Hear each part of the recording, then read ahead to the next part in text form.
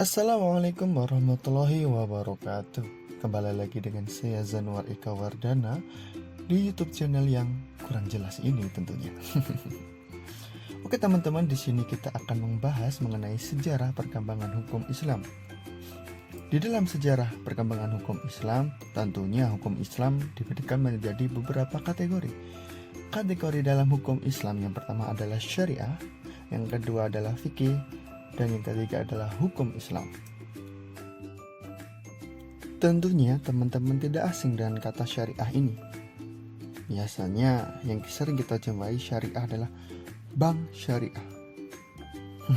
Biasanya emak-emak klien ya yang ngutang-ngutang di situ. Oke, saya akan menjelaskan syariah melalui pendekatan etimologis. Kata syariah diambil dari bahasa Arab yang berasal dari kata syara'ah yang artinya jalan. Kemudian secara terminologi, syariah adalah jalan, hukum ataupun aturan yang ditetapkan oleh Allah Subhanahu wa taala yang harus dilaksanakan oleh umat manusia. Ini wujudnya adalah perintah ya teman-teman dari Allah Subhanahu wa taala. Kemudian tujuan dari memahami syariah adalah mencapai kemaslahatan umat dan nilai-nilai dasar Islam. Kemudian fikih. Secara etimologis, kata fikih, fiqhun diambil dari bahasa Arab yang berarti pemahaman yang mendalam. Secara terminologis, fikih adalah pemahaman terhadap hukum-hukum syara' yang bersifat amaliyah dari dalil-dalil yang terperinci.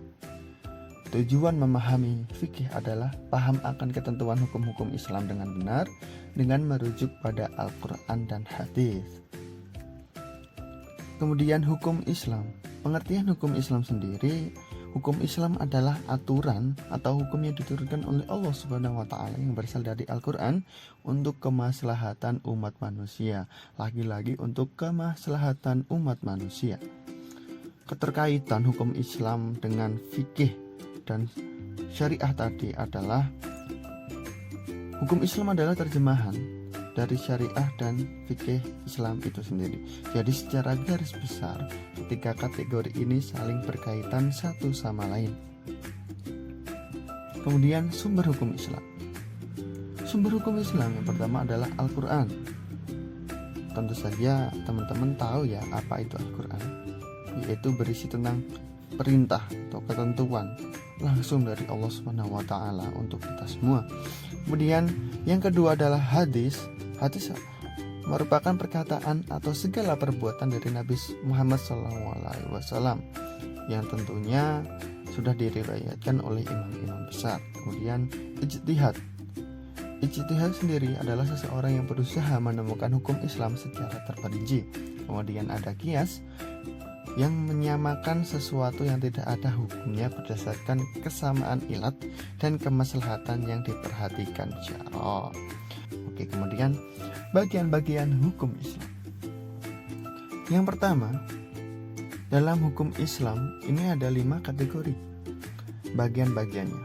Yang pertama ada wajib, sunnah, makruh, mubah, dan haram. Oke, teman-teman, saya akan jelaskan yang pertama yaitu wajib. Wajib sendiri adalah perintah yang harus dikerjakan, dan jika ditinggalkan maka akan berdosa. Kemudian ada sunnah.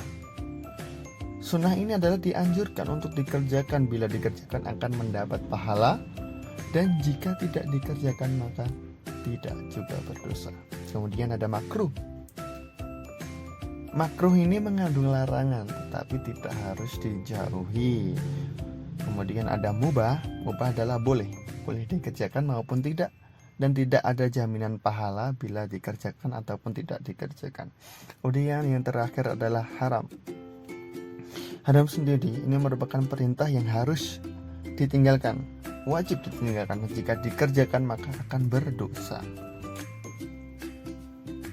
Dalam hukum Islam dibagi menjadi beberapa karakteristik. Yang pertama yaitu ar-robbaniyah.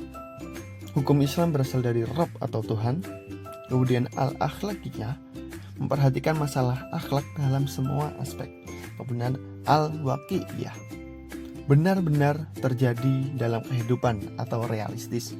Kemudian al-insaniyah, Hukum Islam ditunjukkan untuk mengatur umat manusia.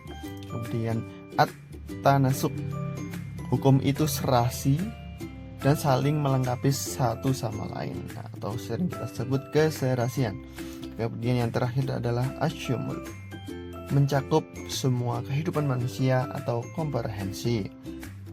Kemudian dalam hukum Islam tentunya terdapat beberapa produk-produk hukum dalam Islam. Yang pertama adalah fikih. Tadi sudah jelaskan apa yang dimaksud fikih di atas ya teman-teman. Kemudian fatwa ulama, kemudian hakim, kemudian jurisprudensi, kemudian keputusan pengadilan, dan juga perundang-undangan.